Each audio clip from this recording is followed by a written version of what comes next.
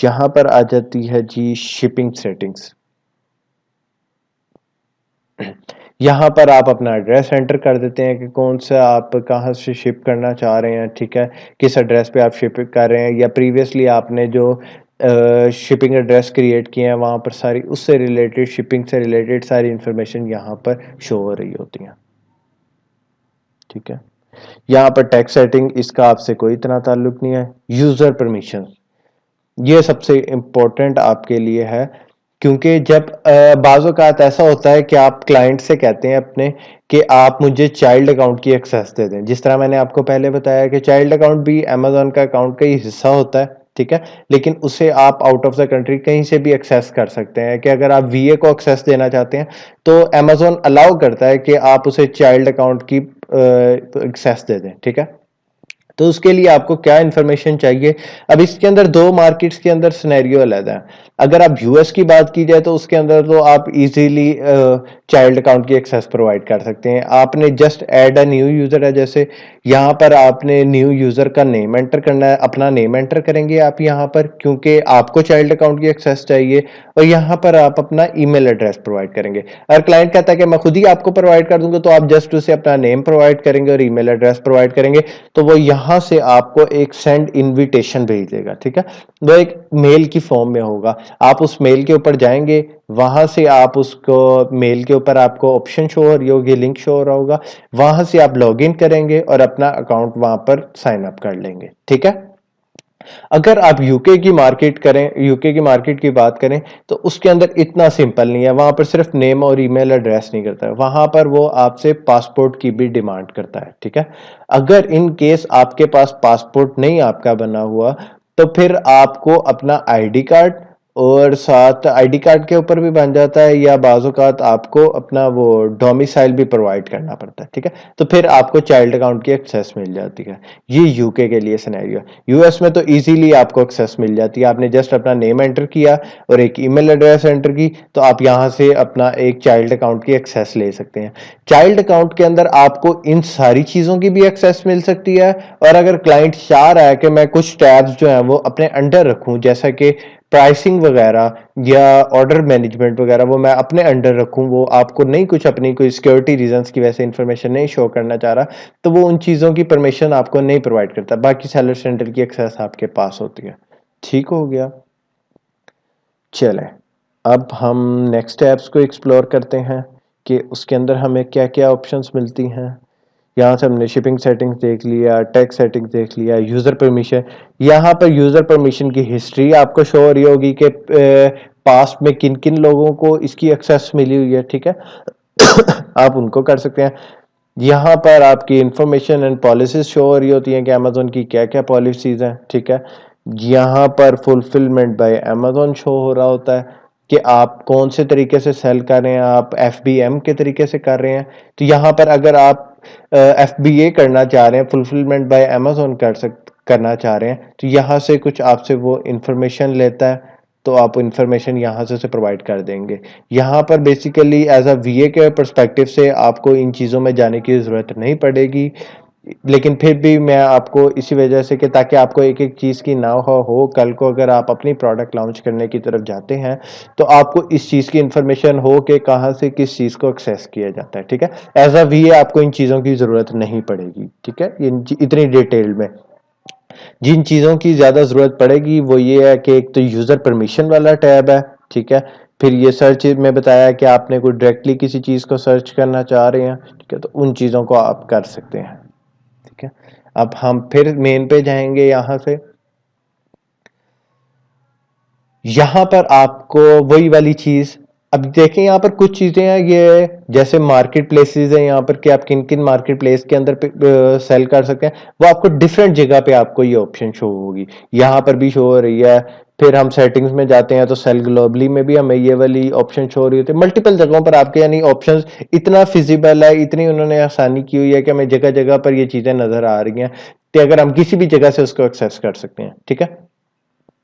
यहाँ से अभी आपको मार्केट प्लेसेस शो हो रही हैं कि किस मार्केट प्लेस के अंदर आप बेच रहे हैं। यहाँ पर आपको ऑर्डर्स शो हो रहे हैं कि आपके ओपन ऑर्डर्स कितने हैं, यानी किसी की पेमेंट पेंडिंग वगैरह भी रहती है तो वो यहाँ पर आपको वो शो हो रही होगी कि अभी इसकी पेमेंट पेंडिंग में है, ठीक है। यहाँ पर आपको टुडे की सेल्स शो हो रही होगी। बायर ने अगर कोई मैसेजेस किए हुए हैं तो आप यहाँ से उसको एक्सेस कर सकते हैं, बायर के मैसेजेस को, ठीक है। यहाँ पर आपको बाय बॉक्स विंस की परसेंटेज शो हो रही है, ठीक है, कि आप कितने बाय बॉक्स को शेयर वो परसेंटेज आपकी विन कर रहे हैं, ठीक है। ये चीजें हम आगे जब इनके टॉपिक्स आएंगे तब हम डिटेल में इंशाल्लाह इसको डिस्कस करेंगे, ठीक है। अच्छा जी, यहाँ से अब हम चलें, यहाँ से इसको एक्सप्लोर करना शुरू करते हैं। अब यहाँ पर कैटालॉग में जब हम आते हैं तो यहाँ पर सबसे पहले हमें एक कॉलम शो हो रहा है ऐड अ प्रोडक्ट का, ठीक है, ऐड प्रोडक्ट। अब जब हमने अमेजोन के ऊपर कोई भी अपनी प्रोडक्ट को लिस्ट करना है तो हम ये कैटालॉग में जाएंगे और ऐड प्रोडक्ट से जाके आप अपनी प्रोडक्ट को लिस्ट करेंगे, ठीक है। यहां से जाके हम प्रोडक्ट को लिस्ट करते हैं। अब जब हमारा लिस्टिंग क्रिएशन वाला सेशन आएगा तब हम इस फीचर को डिटेल्ड में डिस्कस करेंगे कि किस किस तरीके से हम अपने प्रोडक्ट को लिस्ट कर सकते हैं, ठीक है। यहां से भी जाके आप सर्च में भी जाके आप इसको एक्सेस कर सकते हैं। अगर आपको कभी नहीं एक मिल रहा है कि कहाँ से एडा प्रोडक्ट करें, आप जल्दी में थोड़ा आपको नहीं याद रहता, तो आप सर्च में जाके भी एडा प्रोडक्ट टाइप करेंगे तो आपको ये वाले पेज की एक्सेस मिल जाएगी, ठीक है।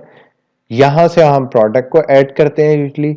यहां पर कंप्लीट योर ड्राफ्ट, अगर बाज़ औक़ात आपने ऐसा किया है कि अगर आप प्रोडक्ट अपनी ऐड कर रहे हैं, प्रोडक्ट की लिस्ट कंप्लीट कर रहे हैं, ठीक है, उसके अंदर आपने टाइटल ऐड कर दिया, डिस्क्रिप्शन ऐड कर दी, इमेजेस ऐड कर दी, कुछ कीवर्ड्स रह गए जो कि आपने ऐड नहीं किया और आप सिस्टम बंद करके आपको कहीं जाना पड़ गया तो वो आपका एक ड्राफ्ट सेव होके कंप्लीट योर ड्राफ्ट्स में आ जाएगा, ठीक है।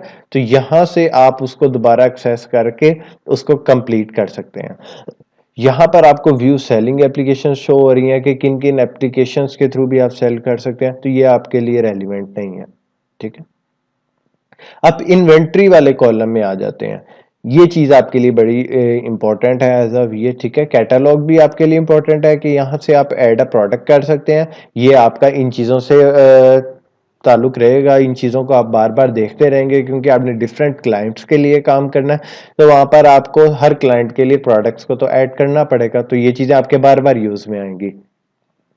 इन्वेंट्री में चले जाते हैं तो यहाँ पर हमें पहला टैब शो हो रहा है मैनेज इन्वेंट्री का, ठीक है।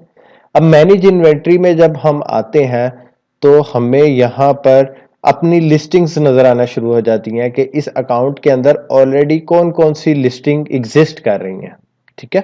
तो वो ये सारी यहाँ पर आपको इंफॉर्मेशन शो होती रहती है।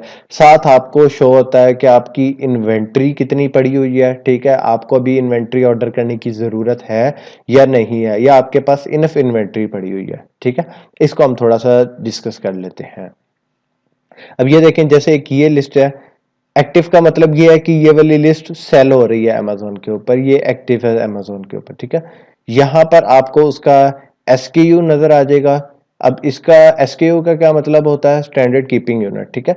इसका एसकेयू का मतलब ये होता है कि एक आप कोई भी प्रोडक्ट अपनी लिस्ट का नाम रख देते हैं, ठीक है, जिससे आपको बाद में उस लिस्ट को रिकॉल करने में आसानी हो। या जैसे किसी भी चीज का हम अपना एक नाम रख देते हैं कि बाद में अगर अमेजोन हमसे पूछे तो हम उसे बता सकें कि यार इस लिस्ट के लिए ये स्पेसिफिक एक नेम मैंने रखा हुआ था, इसे हम एसक्यू कहते हैं। ये हमारी लिस्टिंग आईडी कहलाती है, ठीक है। ये हमारा प्रोडक्ट नेम है जो कि हमने अपना टाइटल लिस्ट के अंदर एंटर किया था, वो ये हमें प्रोडक्ट नेम शो हो रहा है। यहां पर हमें वो शो हो रहा होता है कि हमने इसकी लिस्ट को कब क्रिएट किया, उसकी डेट हमें शो हो रही होती है। ये अवेलेबल वाले कॉलम में हमें अपनी इन्वेंट्री शो हो रही होती है कि हमारे पास अभी कितनी इन्वेंट्री पड़ी हुई है, ठीक है। ये रिजर्व वाला कॉलम है कि रिजर्व में हमारे पास कितनी इन्वेंट्री पड़ी है, तो यहाँ पर 0 शो हो रहा है, ठीक है।